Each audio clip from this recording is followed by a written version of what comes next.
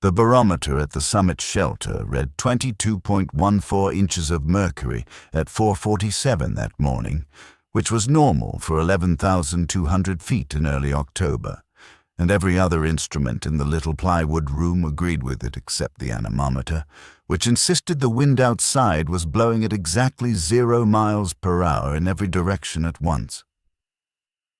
That does not happen on Mount Hood. Not in October. Not ever. The south face of that mountain sits in the path of the Pacific like a catcher's mitt, and even on the calmest nights the summit ridge breathes at 4 or 5 knots because the whole Cascade Range is basically a wall that air has to climb over.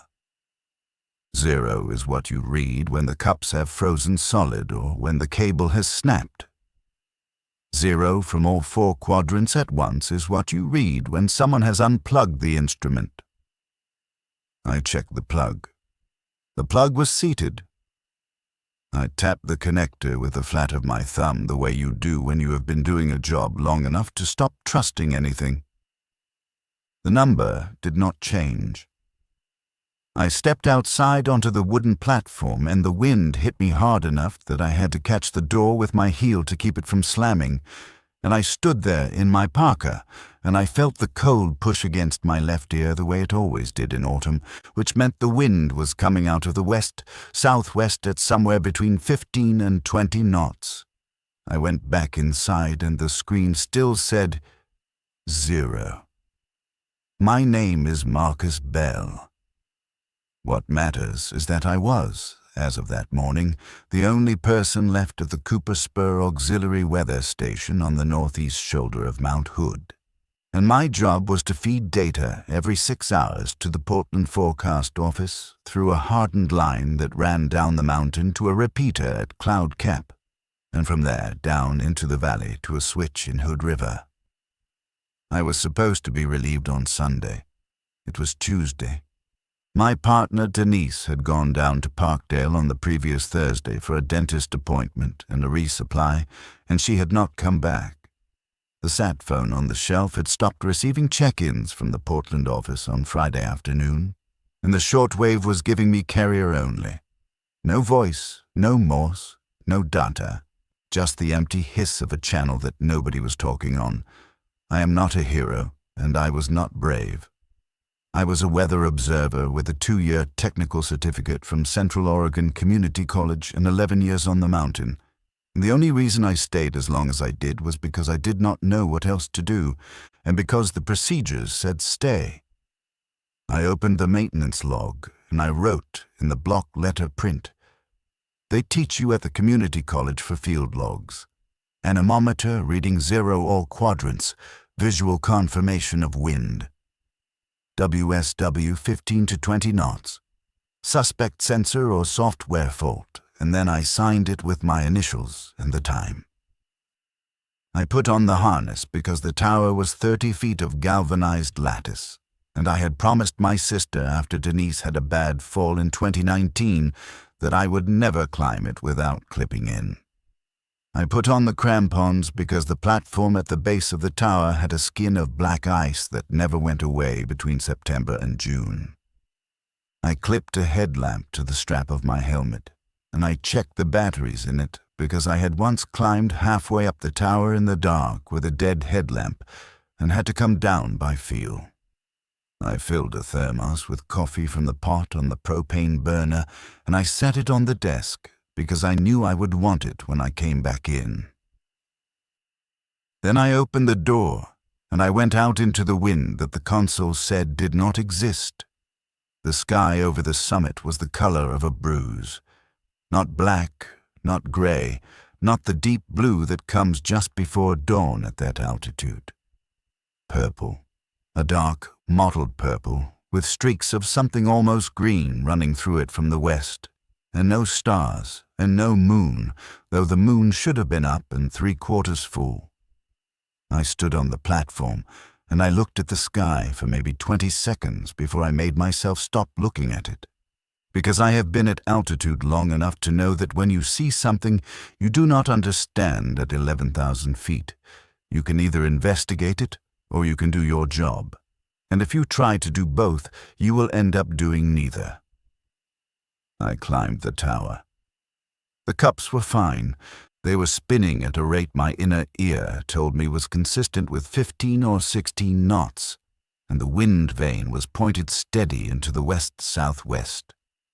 I ran my glove along the cable from the sensor down to the junction box, and I felt for brakes, and I did not find any. I opened the junction box with the number 2 Phillips I kept clipped to my harness, and I looked at the terminals, and they were clean and tight, and the little green LED on the interface board was blinking the way it was supposed to. The sensor was working, the cable was working, the interface was working. I climbed down and I went back inside, and the screen still said 0. I sat down at the console and I opened the diagnostic panel and I ran a self-test on the anemometer channel, and the self-test came back green. I ran a self-test on the barometer channel just to have something to compare against, and it came back green too, and the barometer reading updated correctly to 22.13. Every channel was healthy. Only the wind channel was lying, and it was lying in a way that suggested the software had decided, at 4:47 in the morning, that the wind at Cooper Spur was 0, and no amount of physical evidence was going to change its mind. I picked up the shortwave handset. I keyed the mic on the emergency frequency, 5.696 megahertz, the Air Force Rescue Coordination Net for the Pacific Northwest, and I said, "Cooper Spur weather to any station. Radio check. Over." "Carrier." No voice, no response. I waited 30 seconds and I said it again. Same. I switched to the Forest Service frequency and I said the same thing and I got the same nothing. I want to say that this was the moment I understood something was wrong, but that would not be true.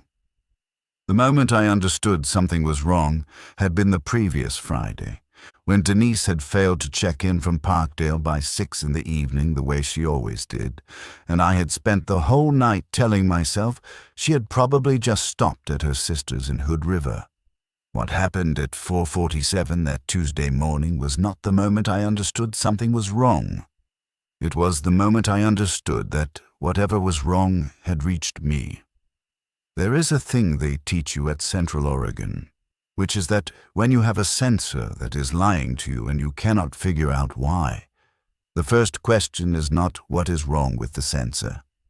The first question is what else was happening at the moment the sensor started lying.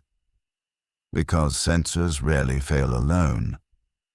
I opened the raw data log and I scrolled back to 4:46 and I looked at the last valid reading before the failure.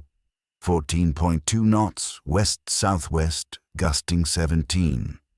Then at 4:47, 0, all quadrants. And then, at 4:47 and 4 seconds, something I had not noticed before. The GPS time signal, which the console used to timestamp every reading, had stopped updating.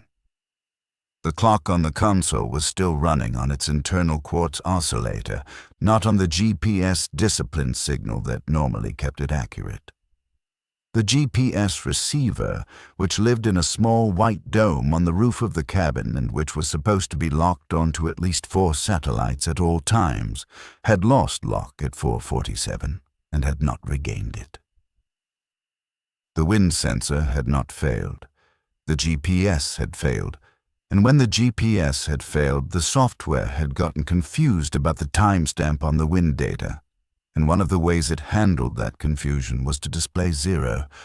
I know that sounds like a small thing. It is not a small thing. The GPS signal that reached Cooper Spur came from a constellation of satellites that had been orbiting the Earth continuously since before I was born, and the receiver on the roof of the cabin had lost lock exactly 0 times in the 11 years I had worked there. GPS did not fail. GPS was the thing you compared other things to when you wanted to know if they were failing. I looked up at the ceiling and I said out loud, to nobody, "What in the hell happened at 4:47? Then I went to the door, and I opened it again, and I looked at the sky. And the sky was still purple with green streaks in it, and I closed the door because I did not want to look at it anymore. I want to tell you about Denise before I go on. Denise Calamar was 51 years old that October. She had come to the Weather Service after 20 years as a merchant marine radio operator, which meant she knew more about long-distance radio propagation than anyone I had ever met. She was from Hilo, originally, and she had followed a husband to Portland in the early 90s and stayed after the husband had left, and she had a daughter in Eugene who was studying to be a veterinarian. And she carried a picture of that daughter in the breast pocket of her work shirt every single day. She and I had been the two-person crew at Cooper Spur since 2018. She cooked better than I did. I fixed things better than she did. She played the ukulele in the evenings, and I read paperback westerns, and we did not talk more than we had to, and we got along the way people get along when they have to share a small building at high altitude. She had gone down to Parkdale on Thursday morning to see the dentist about a cracked molar and to pick up 2 weeks of groceries and a spare thermistor for the outdoor temperature array.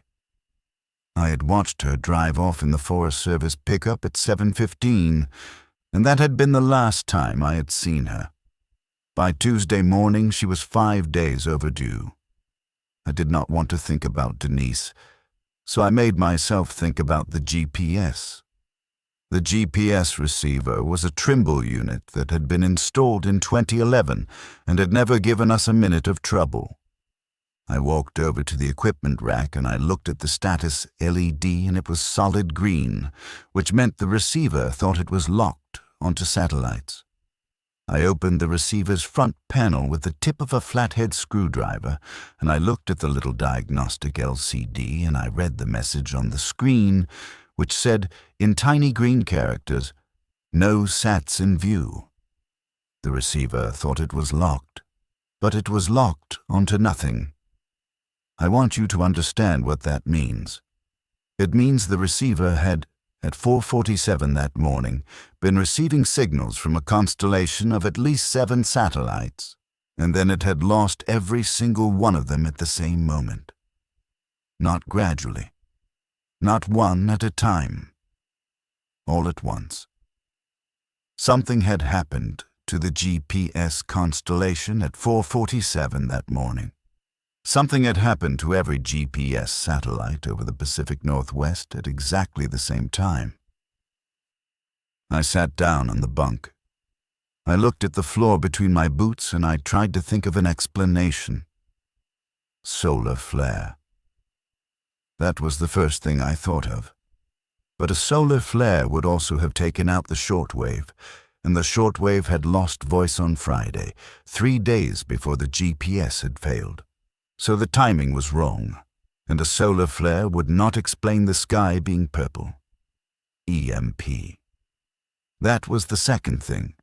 But an EMP would have killed the console too, and the console was still running, and the diesel generator in the lean-to was still running, and the LED lights in the ceiling were still on. Some kind of jamming. That was the third thing I thought of, and it was the thought I did not want to have, because jamming GPS across the entire Pacific Northwest was not something a hobbyist could do, and it was not something that would happen by accident. I stood up. I walked to the door. I opened it a third time, and I looked at the sky. The purple was fading. The eastern horizon over the ridge that separated us from the town of Wamick in the valley below was starting to show the first pale gray of a normal dawn. Then I looked down toward the valley, and I saw that there were no lights. Wamick was not a big town, 260 people.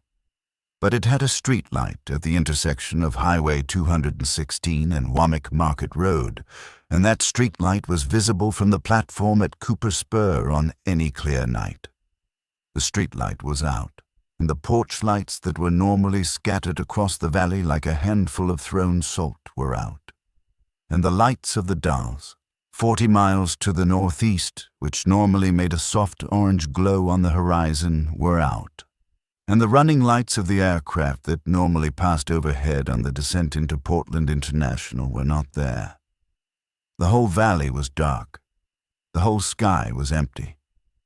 I stood on the platform for a long time, long enough that when I finally went back inside, my face was numb and my fingers were stiff even through the gloves, and I had to hold my hands over the propane heater for a full minute before I could work the buttons on the console. I sat down at the desk. I opened the log. I wrote, GPS constellation loss 0447. Local power grid.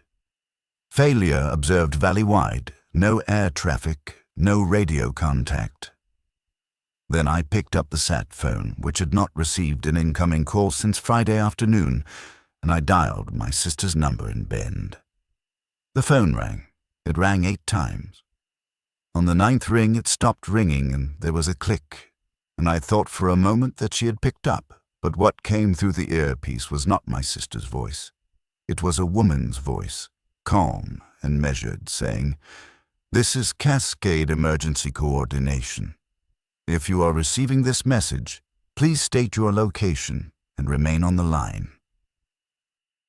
The message repeated. It repeated a 3rd time. I keyed the mic and I said, "This is Cooper Spur Auxiliary Weather Station, elevation 11.2, northeast shoulder of Mount Hood. Do you copy?" And I waited, and the message repeated a 4th time, and then the line went dead. I redialed. Fast, busy tone, the kind of tone that you used to get in the 90s when a switching center was overloaded. I dialed the weather service duty officer in Portland. Fast, busy. I dialed 911. Fast, busy. I put the phone down. Then I picked it up one more time and I dialed the only other number I had memorized, which was Denise's cell. The phone rang. It rang twice, and then a man's voice, not a recording, a real man's voice, said, "Who is this?" I did not answer. My throat closed up, and I sat there with the phone against my ear, and I listened to the man breathe on the other end of the line, and the man said again, "Who is this? Identify yourself." I put the phone down without hanging up. I put it face down on the desk. I sat there and I listened to the small, tinny voice coming out of the earpiece saying, "Hello, hello, are you at the station? Are you at Cooper Spur?" Then the line went dead. I did not touch the sat phone again for 2 days. I did my job instead. I took the 6 a.m. readings and I logged them, and I noted that the wind channel was still reading 0 and that the GPS was still offline. I did not send the readings anywhere because there was nowhere to send them, but I logged them the way I would have if the network had been working.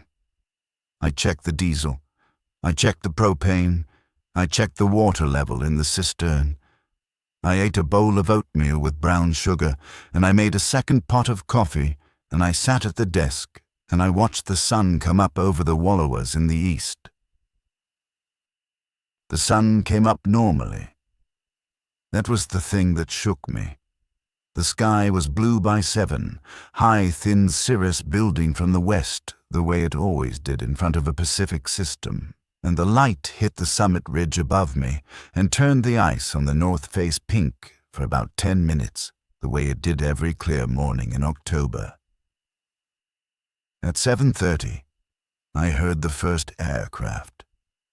It came from the northwest, higher than the commercial traffic normally flew, and it was moving fast, and the sound of it reached me a full 10 seconds after I saw the contrail. I stepped outside and I watched it pass overhead.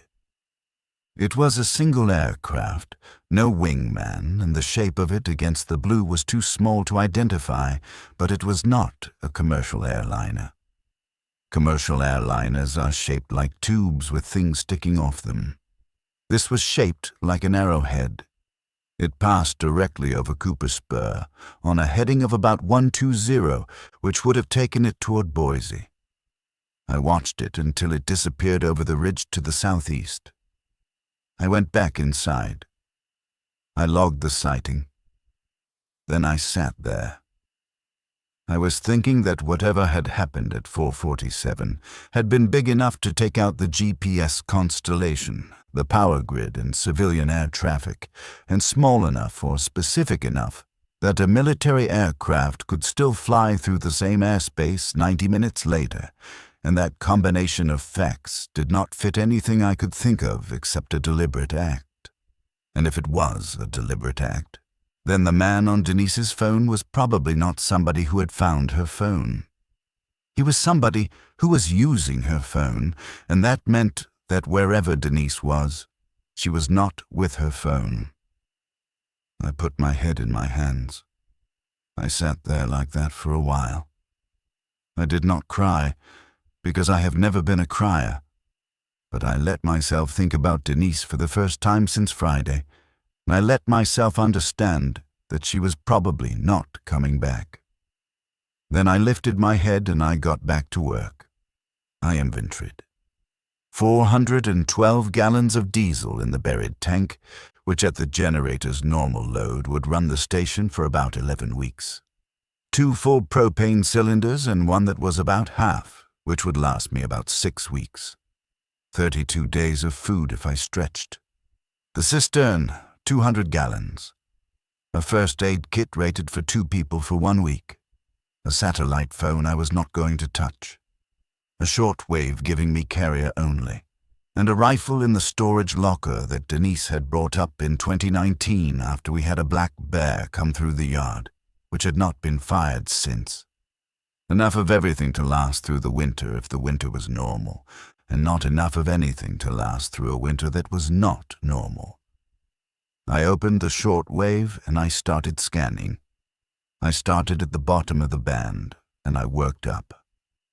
In the broadcast band, I found 2 stations. One was playing music, some kind of orchestral piece I did not recognize, with no announcements and no station identification. The other was reading numbers. A woman's voice in English reading 5-digit groups. 47291. 63380, 19447. Pause. Repeat. Numbers stations had existed on shortwave since the Cold War. They were used by intelligence services to transmit coded messages to agents in the field.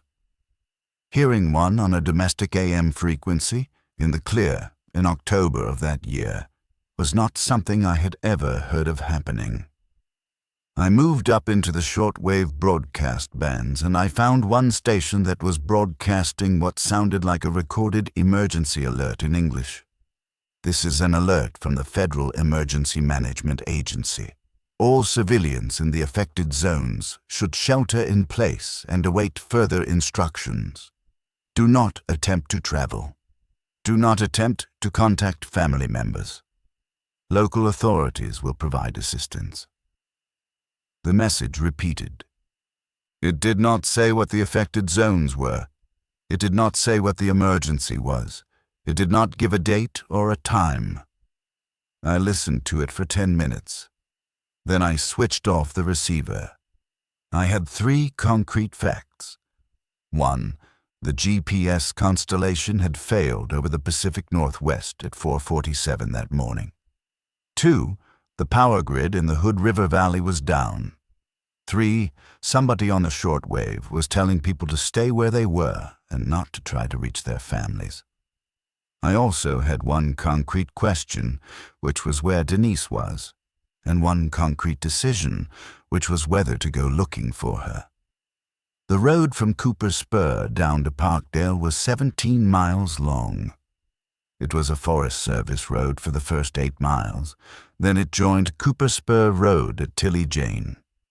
On foot, in October, with a pack, I estimated I could make it in maybe 8 or 9 hours if nothing went wrong. The wind had picked up. The cirrus was thicker and lower, and the western horizon was showing the dark line of an approaching front, and I could smell the moisture in the air. Snow, probably, above about 9,000 feet. The front would be on us by, call it, 2 in the afternoon. That gave me 6 hours. Not enough to walk down and back. If I went, I would be committing to spending the night off the mountain, in weather, without shelter. I did not go. I want to be clear that I did not go, and that I made that decision on my own, and that I made it because it was the correct decision given the information I had at the time. I have thought about that decision many times in the years since. I still think it was correct. I went back inside and I banked the propane heater down to save fuel, and I put on a second sweater. Then I heard the knock at the door. It was not a loud knock. It was not a frantic knock. It was 3 light taps against the plywood of the door at about the level of a person's chest, evenly spaced, deliberate. I did not move for a full 10 seconds. Then the knock came again. 3 light taps. I stood up. I walked to the door. I remembered the rifle in the storage locker, and I remembered that I did not know how to shoot a rifle at a person and did not want to learn. "Who's there?" I said, and my voice came out lower than I expected it to. There was a pause. Then a voice on the other side of the door said, "My name is Elliot Cho. I was hiking on the north side. My partner is hurt. I need help." "Where are you coming from?" "We started at Tilly Jane on Saturday morning. We were on the Timberline Trail. She fell yesterday afternoon on the north side of Barrett's Spur. I got her under an overhang last night, and I hiked up here this morning because I saw the antenna. I moved to the south window and I looked out. There was a man standing about 10 feet from the door. He was small, maybe 5'6", dressed in a red down jacket that had been through some serious weather, with a green pack on the ground next to him and an ice axe strapped to the outside of the pack.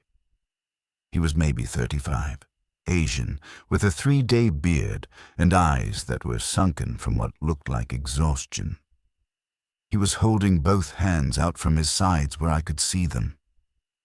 I opened the door. "How bad is she?"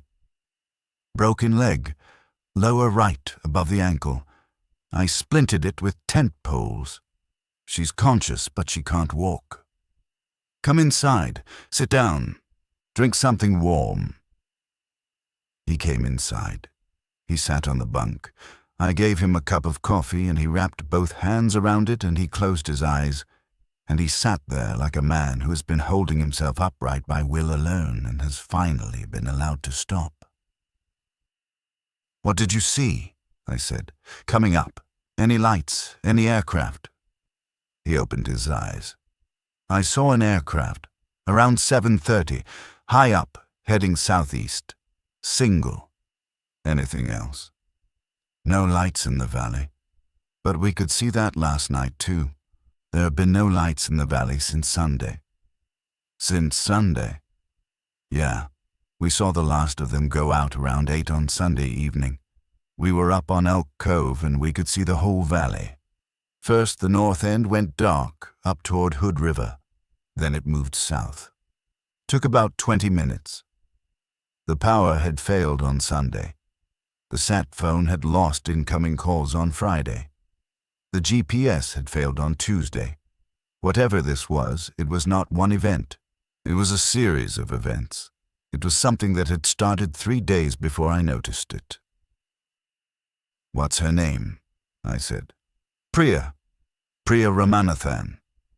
"Is she a climber?" "She's a nurse, from Portland. She's climbed with me for 6 years. She knows what she's doing. She just put her foot wrong on some ice." I looked at him. Everything about his story was consistent with a hiker who had gotten himself into trouble on the north side of Mount Hood in October, which happened at least once a year on that mountain. Everything about it was normal. But it was not a normal Tuesday. And there was somebody using Denise's phone, and there was a numbers station on domestic AM, and I was one person alone at 11,000 feet with a rifle I did not know how to use. "I'll come with you," I said. but we have to move fast because there's weather coming in at 2. I have a rescue litter. I have painkillers that will help her more than what you have. We go, we get her, we come back here, and we sit out the storm. I moved around the cabin while he ate the oatmeal I'd set in front of him. I took the rescue litter down from the wall. I packed a small pack with the first aid kit, 4 bottles of water, a bag of trail mix, the emergency stove, a bivy sack, a wool blanket, and the pill bottle of hydrocodone that Denise kept in the medical locker. I looked at the storage locker where the rifle was. I looked at it for a long time. Then I did something I have thought about a lot since. I opened the locker, and I took the rifle out and I loaded it, 6 rounds in the tube, and I strapped it across the top of the pack with 2 lengths of paracord. I did not tell Elliot I was doing this. I told myself I was bringing it because there were bears, and that was partly true, but the whole truth was that I did not know Elliot, and I did not know what was down in that valley. At 8:15, we left the station. The walk out was easier than I expected. Elliot knew the route. We came off the summit ridge in about 40 minutes, and we crossed the snowfield above Elk Cove in another 20, and by 9:15 we were on the north side of Barrett Spur, and I could see the overhang. Priya Ramanathan was sitting up when we reached her. She was wrapped in a green sleeping bag with the stove going on a rock next to her, and her right leg was splinted with 2 tent poles and a lot of medical tape, and her face was grey under her dark skin. But she was conscious, and when Elliot introduced me, she reached up with her right hand and shook mine and said, "I'm so sorry to make you come out for me." "Don't be. This is what the station is here for." I gave her 2 of the hydrocodone with a swallow of water. I checked the splint, and it was as good as anything I could have done. I checked her pulse, and it was fast but strong. I checked her feet for color, and they were pink, both of them. We got her onto the litter at 10. We started up at 10:15. We reached the crest of the ridge at 12:40, which was slower than I had hoped, but faster than I had feared, and the front was already visible on the western horizon. We reached the station at 1:40. The first snowflakes were falling as I opened the door. I put Priya in Denise's bunk. Elliot sat in the desk chair and drank 3 cups of water in a row and then fell asleep sitting up with his head against the wall. I made a proper meal, canned chili and cornbread from a mix, and I woke Elliot up to eat it, and I fed Priya with a spoon because she was too tired to hold one. And by 4 in the afternoon all 3 of us were fed and warm, and the storm was hammering the roof, and the little green cabin at Cooper Spur was, for the first time in almost a week, not empty. I took the 6 p.m. readings. Wind sensor still reading 0. GPS still offline. Barometer dropping fast. Temperature at the sensor array reading 18 degrees Fahrenheit. Then I sat down at the desk, and I opened the shortwave receiver, and I put on the headphones, so as not to wake Elliot, and I started scanning again. The FEMA alert was still repeating, but it had changed. It now said, "This is an alert from the Federal Emergency Management Agency. All civilians in the Pacific Northwest zones are advised to shelter in place. Do not attempt to travel toward major population centers. Do not use cellular telephones. Repeat, do not use cellular telephones. Do not use cellular telephones." I sat with that for a while. There are a lot of reasons a government might tell people not to use their phones during an emergency, and most of them are boring, and one of them is not boring at all. One of them is that if somebody is trying to locate people, cellular telephones are the easiest way to do it, because a cell phone that is powered on is broadcasting its location every few seconds. I turned the shortwave off. I took the battery out of the sat phone. I took the battery out of my own personal cell phone. I put both batteries in a coffee can, and I put the coffee can in the cabinet under the sink. Elliot woke up around 7. He blinked at me across the room. He said, "Have you been able to reach anyone?" "No." "What did you hear on the radio?" I hesitated, but I had spent about 6 hours with him, and I had watched him work through exhaustion in a way that was hard to fake, and I had made a judgment about him that I was going to have to trust. I told him about the GPS failure at 447. I told him about the aircraft. I told him about the man on Denise's phone. I told him about the sequence: Friday, Sunday, Tuesday.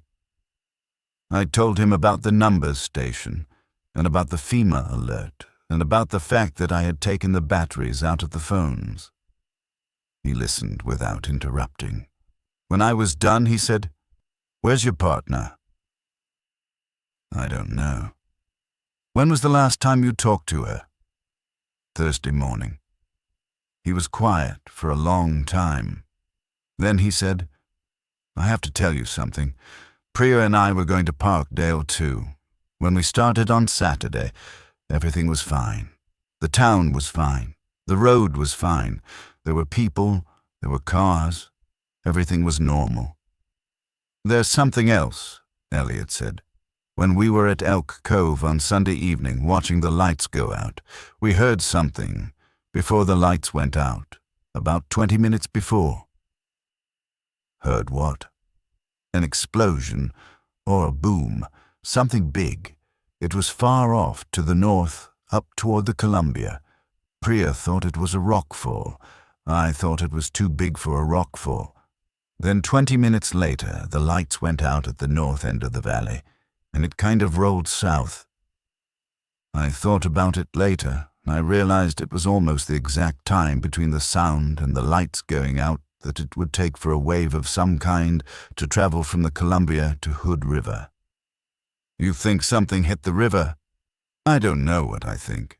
But something happened up by the Columbia on Sunday evening, and the power went out about 20 minutes after, and I have been thinking about it for 2 days. I sat with that. There was a dam on the Columbia, Bonneville, and another one downstream.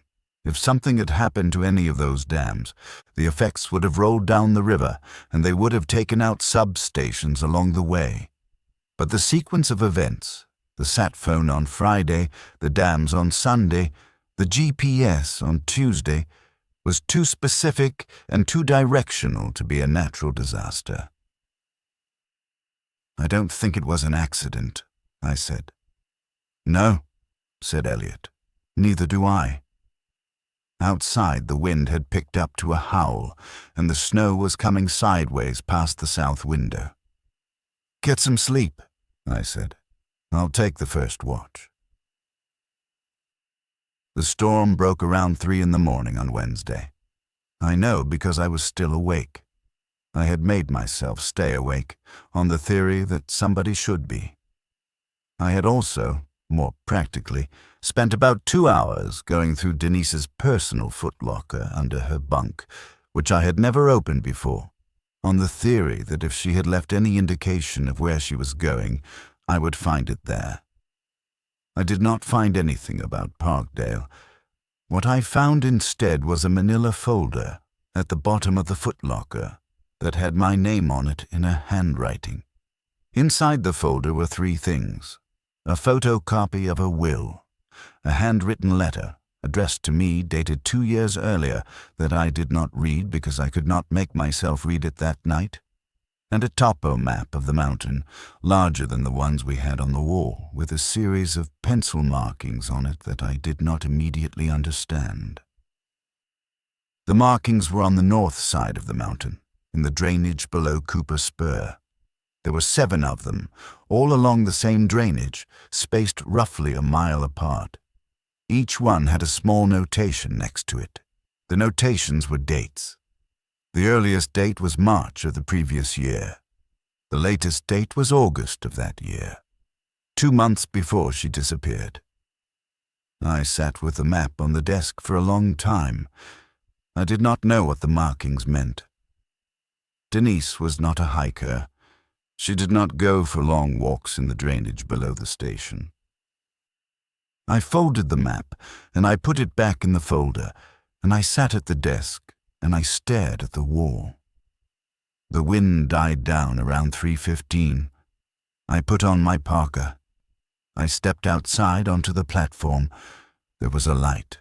Not a lot of lights. One light, a single steady white light, somewhere down in the drainage below the station at what I estimated was about 7,000 or 8,000 feet, 3 or 4 miles away by direct line. It was not moving. It was not blinking. It was just on. I watched it for maybe 5 minutes. Then I went back inside and I got the binoculars off the shelf, and I went back out and I found the light again, and I looked at it through the 10-power lenses. At 10 power, the light resolved into something more specific. It was not a single point.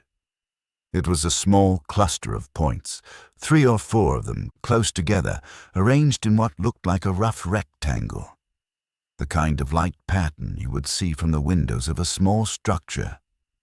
There was no cabin down there. I knew every structure on the north side of the mountain within 5 miles of the station, and there was no cabin, no shelter, no equipment shed, no radio repeater, no nothing in that drainage at that elevation. I stood on the platform. I thought about Denise's map, with its 7 pencil marks along the drainage below the station, and I thought about the fact that she had not told me she was going down there, and I thought about the light that should not have been there. I went back inside. I did not wake Elliot.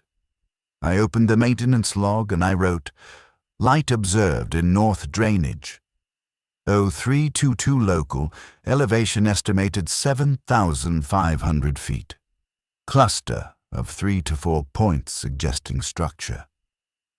I did not sleep. I made more coffee. I checked on Priya, who was sleeping heavily but breathing well.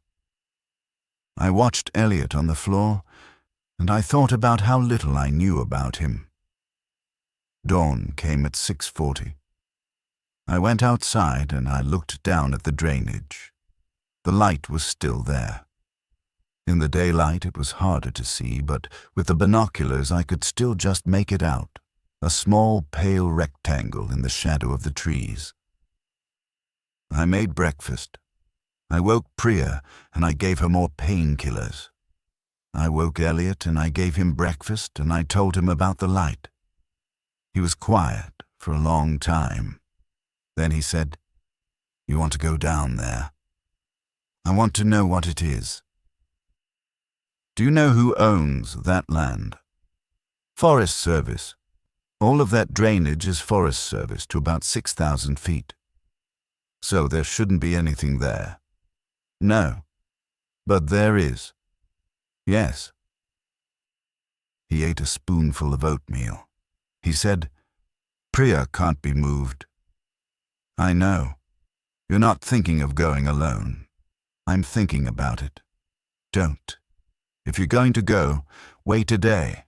Let me rest. Let Priya stabilize. Then we can leave her here with food and water and the stove, and we can go together, and we can come back before dark."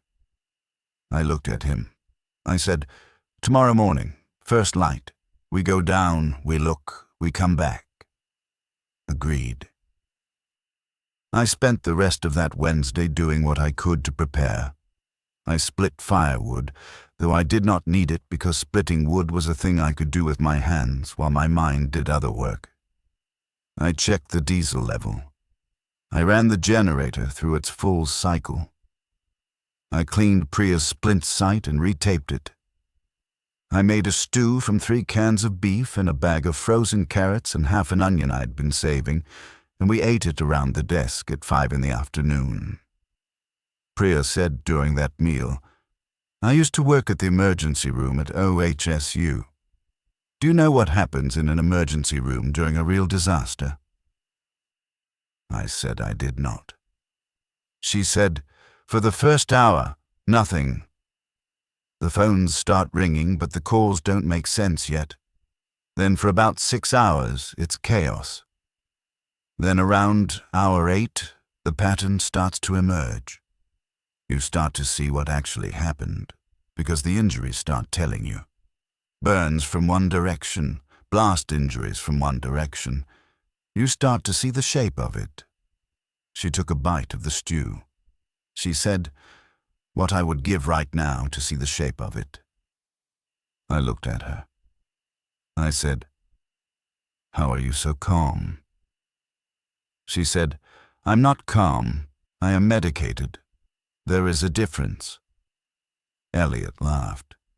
It was the first time I had heard him laugh, and it changed the room in a way I had not expected, and I found myself laughing too, and for maybe 30 seconds the three of us sat there in the little cabin at Cooper Spur and we laughed at nothing.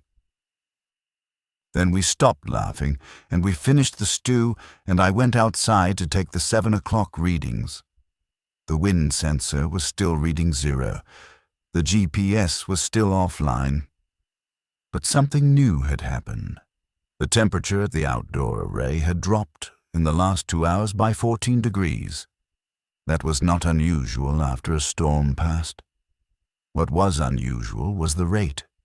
14 degrees in 2 hours was a very fast drop.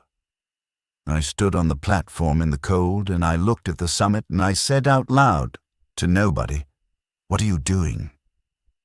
I looked up, past the summit, at the sky above the mountain. There was a light in the sky that was not a star, and was not the moon, and was not an aircraft. It was small. It was moving, very slowly, from west to east, across the sky above the summit. It moved at the speed of a satellite, but it was not a satellite, because satellites at that time of night were nearly invisible unless they were catching the sun, and the sun was long down. This light was self-luminous. It was a pale orange, the color of a very distant campfire, and it did not blink, and it did not change color, and it did not deviate from its track. I watched it for maybe 3 minutes. It crossed the sky from horizon to horizon, and it disappeared behind the ridge to the east. I went back inside. I did not tell Elliot or Priya about the light. I logged it in the maintenance log, without commentary. I read Denise's letter that night. I read it after everyone else was asleep. I sat at the desk with the little propane lamp on, and I took the letter out of the folder, and I unfolded it. It was 2 pages, single-spaced, in Denise's block letter print. The letter began with an apology. It went on to say that she had been approached in 2021 by a man from a federal agency she was not going to name, and that this man had asked her to help with a long-term monitoring project that was going to be sited on the north side of the mountain. She had said yes because the pay was very good, and because the work seemed benign, and because she had a daughter in veterinary school, and the daughter's tuition was more than her salary could easily cover. The work had involved taking soil and water samples from the drainage below the station at 7 specific locations on a schedule and mailing them to an address in Livermore, California. She had done this on her days off, and she had never told me about it because the man had asked her not to. The letter went on to say that in the summer of the year I was reading it, she had begun to suspect that the project was not benign. She had begun to suspect that the samples were being used to establish a baseline. Baselines were established, she wrote, so that departures from baseline could be measured.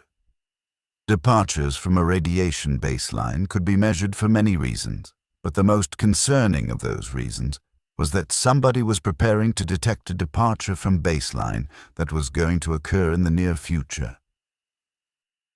The letter ended with 2 sentences that I'm going to give you exactly as she wrote them. She wrote, "If you are reading this and I am not there, do not go looking for me. Whatever happened to me will already have happened, and you cannot fix it. The only useful thing you can do is stay alive." I folded the letter. I put it back in my pocket. I sat at the desk with my hands flat on the wood. I did not tell Priya or Elliot about the letter, but I did understand, for the first time, what I was looking at. I was looking at 7 sample sites, and somebody had placed a structure at the exact location of Denise's last sample. Friday morning, I got up at 5. Priya was already awake. She was sitting up in the bunk with the topo map in her lap, which I had left on the desk the night before, and she was tracing the pencil marks with her right index finger. She said, "Your partner was doing something for the government." I said, "Yes." "For how long?" "Since 2021. "And you didn't know?" "No, but I know now." She said, "The structure in the drainage, that's what she was doing. That's what her samples were feeding into?" "Yes." She said, "I have a question. If the government was going to detect something on Mount Hood, why would they place a detector 3,000 feet below the summit in a drainage on the north side? Why not on the summit itself?" I had not thought about that. I thought about it now. "Because the drainage is downwind," I said. "The prevailing wind at this altitude is west-southwest. Anything happening to the west would blow across the summit and settle in the drainages on the east and north sides. A detector on the summit would catch the initial event. A detector in the drainage would catch the fallout." "So they were watching for fallout?" "Yes. Which means we are downwind of something specific." I went to the wall and I took down the regional map. I laid it on the bed next to her. I traced a line from Cooper Spur to the west along the prevailing wind vector, and I extended it out across the map. The line passed over Government Camp, and over the Willamette Valley, and over Salem, and over the coast at Lincoln City, and then out over the Pacific Ocean. If you extended it further, it passed through the ocean for about 400 miles, and then it hit the coast of Washington near Gray's Harbor, and it passed inland through the Olympic Peninsula, and it kept going. If you extended it still further, it passed over Bangor, Naval Base Kitsap Bangor, the largest concentration of deployed nuclear weapons in the United States. I did not say the word out loud. I put my finger on the map and I looked at Priya, and she looked at me, and she understood. She said, "Oh." I said, "Yeah." Elliot came in from outside then. He looked at us. He looked at the map. He looked at where my finger was. He said, "You're not serious." I said, "I don't know. I'm looking at a map. The map is telling me a thing. I don't know if the thing is right, but I know that somebody in the government put a detector on the north side of this mountain in the exact place where fallout from a westerly event would settle. And I know that whatever happened this week started with a boom you heard from the direction of the Columbia, and I know that a man answered my partner's phone on Tuesday morning." Nobody said anything for a while. Priya said finally, "Can you check it without going down there?" "I have a Geiger counter. It's for calibration. Once a quarter, we test the atmospheric radiation sensor against it." I went to the locker. I found the little yellow plastic case at the back. Inside was a Ludlam Model 3 survey meter. I checked the battery. It was good. I turned it on. The needle went to about 15 microroentgens per hour and stayed there. Normal background for 11,000 feet. I let out a breath I had not known I was holding. Background is normal here. Inside the cabin. Priya said, "Try outside." I put on my parka. I walked to the middle of the platform.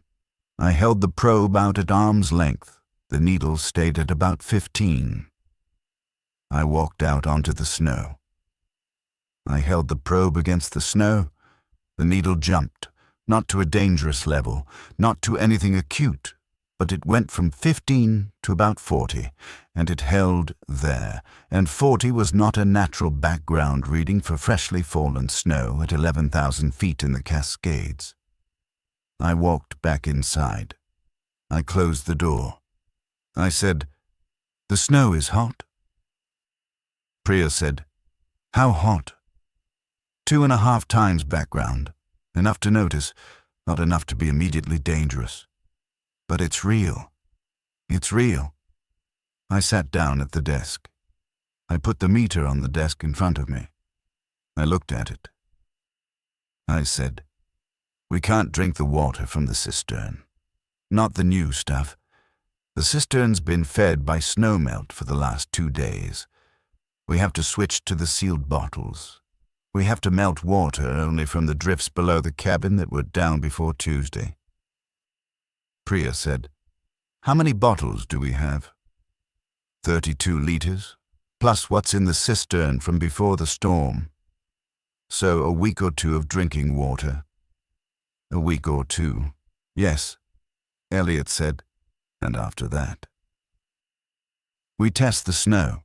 If it's dropped back to background, we can drink again. If it hasn't, we have a problem. The three of us sat there. Outside, the sun was fully up now, and the snow on the platform was gleaming, and somewhere far down the mountain there was a green metal box that was probably confirming to somebody, somewhere, exactly what I had just measured on my own porch. I stood up. I walked to the door. I looked out through the window at the summit of Mount Hood. I said, "I'm going to keep taking the readings. Every 6 hours. I am going to log them. I am going to keep the station running, because somebody, somewhere, might still be listening, and because if they are not, then the log will be here for the next person who comes up this mountain, and they will know what happened." Priya nodded. She said, "Okay." Elliot said, "Okay." I took the 6 a.m. readings, an hour late. The wind sensor was still reading 0. The GPS was still offline. The atmospheric radiation sensor was reading 42 micro-roentgens per hour. I logged it. I closed the book. We stayed at Cooper Spur for another 31 days. Priya's leg healed slowly. She was a good patient because she was a nurse and she knew what to do. Elliot took over most of the outside work because he was stronger than I was, and because he needed something to do with his hands. They kept taking the readings.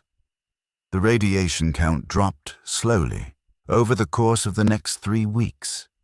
By the 3rd week, it was back to about 20 micro-roentgens per hour. We started melting snow for water in the 4th week, cautiously, testing each batch. We ate through the food more slowly than I had feared because Elliot was a better cook than I was. We saw 2 more aircraft, both military.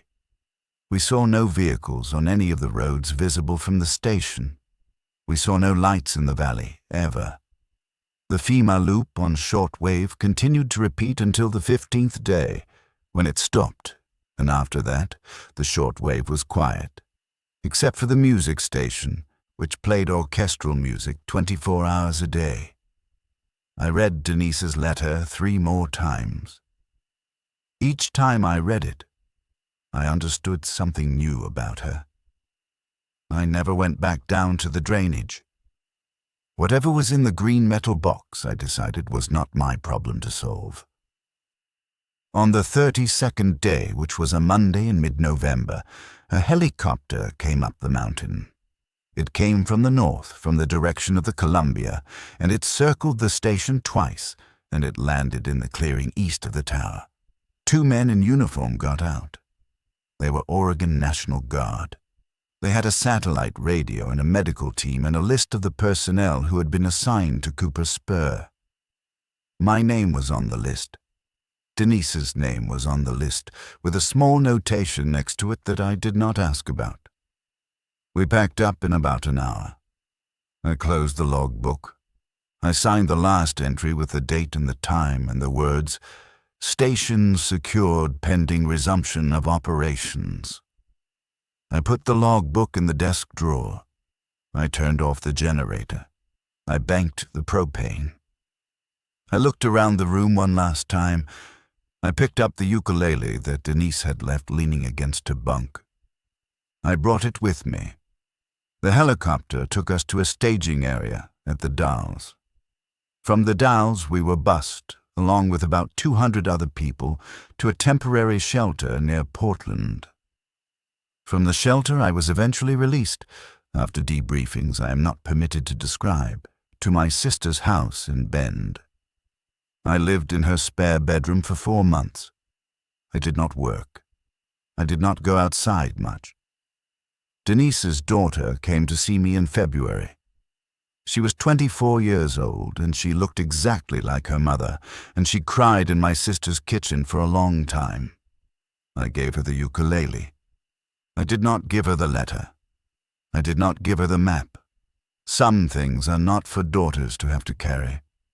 I never found out what happened to Denise.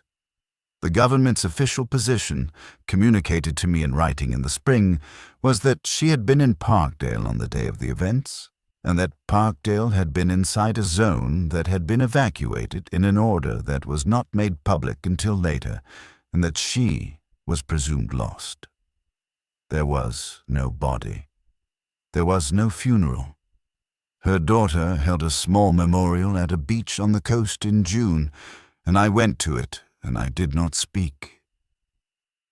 The government has not officially confirmed what happened that October. The official position is that there was a series of accidents involving critical infrastructure in the Pacific Northwest. The word Bangor has not been used in any official statement I have seen. The word Hyperion has not been used at all. I understand why. I do not agree, but I understand. Elliot Cho and Priya Ramanathan live in Portland. Priya walks with a slight limp but is otherwise fine. They send me a card every Christmas. I send them one back. We do not talk about the mountain when I visit. I did not go back to weather work. I do carpentry now for a contractor in Bend. And I make about half of what I made at the station, and I sleep better than I have in years. I still keep a barometer on the wall of my kitchen. I look at it every morning. It is analog. It has no software. It cannot lie to me. Every morning it tells me what the pressure is, and every morning that pressure is a number I can trust, and every morning I write it down in a little notebook that nobody but me will ever read, because writing it down is a habit, and because the habit is one of the things that kept me alive on the mountain. The night before the helicopter came, I went out onto the platform at Cooper Spur one last time. The sky was clear. The moon was up. The snow on the summit was the color it was supposed to be. I stood on the deck, and I looked at the mountain, and I thought about all the mornings I had stood on that deck, and about all the readings I had taken, and about all the years I had spent watching a place that had never really needed watching until the day it did. And I thought, I am going to remember this place. I am going to remember it every day. I am going to remember Denise, and I am going to remember Elliot and Priya, and I am going to remember the light in the drainage, and I am going to remember the sound the wind made on the metal roof. And I did. I have. Every day. Every single day since that is the whole of what I have to tell you. Whatever else happened in the world that October, and whatever else is still happening that I do not know about, this is what I saw from the little green cabin at 11,200 feet on the northeast shoulder of Mount Hood. This is what I logged. This is what I signed my initials next to. This is what I carried down. I do not know if it matters. I hope it does. I did the job the way the procedures said to do it, until I could not anymore, and then I did what I could to keep the three of us alive, and in the end, that was all the mountain asked of me. It was enough. It had to be.